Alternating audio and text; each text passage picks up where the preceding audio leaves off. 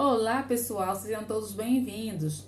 Obrigado por visualizar esse vídeo. Hoje vamos falar como identificar as contas do ativo não corrente, ativo corrente, passivo não correntes e passivos correntes no plano geral de contabilidade angolano. Já temos aqui um vídeo que fala como identificar as contas do ativo e do passivo no plano geral de contabilidade angolano.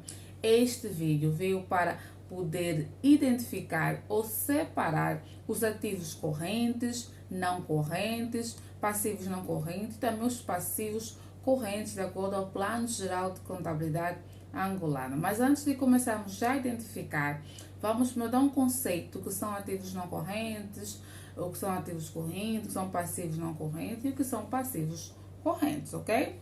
Ativos não correntes são todos os bens e direitos destinados a permanecer na empresa por um longo período de tempo. Esses bens não podem ser comercializados porque ajudam no correto funcionamento de qualquer empresa, como por exemplo viaturas, máquinas, terrenos, enfim. E também os ativos correntes são todos os bens e direitos destinados a permanecer na empresa, mas por um curto período de tempo, ou seja, até um ano. São bens renováveis, são bens que facilmente podem ser transformados em dinheiro, como por exemplo mercadorias, dinheiro em caixa ou mesmo até dinheiro em banco, ok? Já dinheiro à ordem em banco. E também temos aquilo que são os passivos não correntes. O que são passivos não correntes?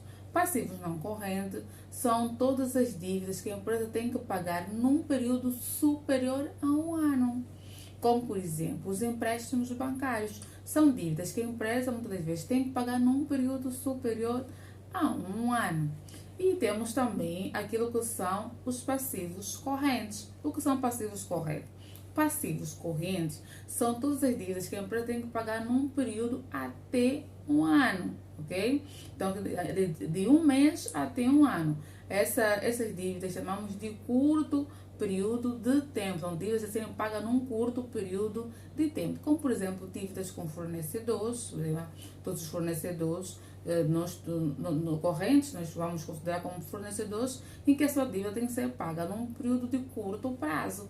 E também podemos considerar, por exemplo, impostos a pagar ao Estado, enfim. Então, são alguns exemplos de passivos correntes, ok? Então, agora vamos já identificar, de acordo ao PGC, identificar os ativos não correntes de acordo ao Plano Geral de Contabilidade angolano. Já sabemos que o Plano Geral de Contabilidade angolano é constituído por classes, que é da classe 0 até a classe 8, e dessas classes temos aí a primeira classe do PGC, que é os meios fixos e investimentos. O que acontece? Os ativos não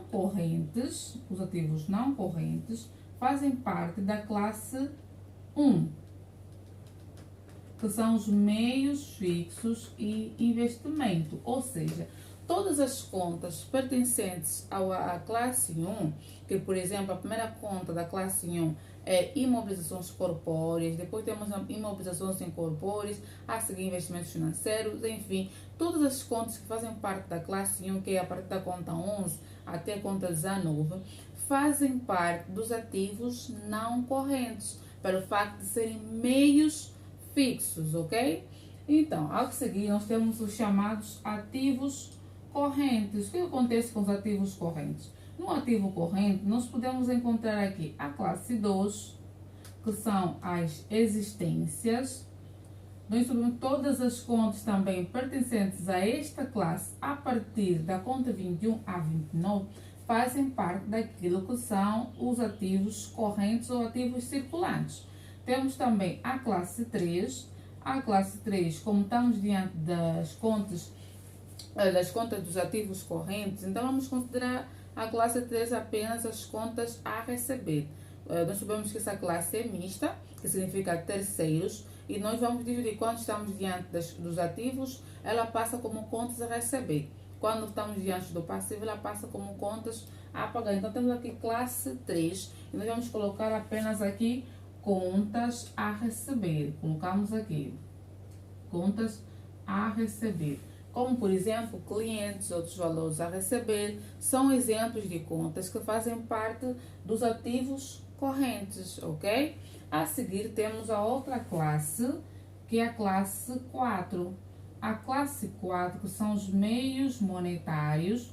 Todas as contas pertencentes a esta classe fazem também parte daquilo que são os chamados ativos circulantes, como por exemplo dinheiro em caixa, depósito à ordem, são exemplos também de ativos correntes ou ativos circulantes, ok? Até aqui falamos sobre os ativos não correntes e demos exemplos, falamos também um pouquinho sobre os ativos correntes e também demos exemplos. Agora vamos passar para os passivos. Vamos passar para os passivos não correntes e depois também vamos passar para os passivos correntes, ok?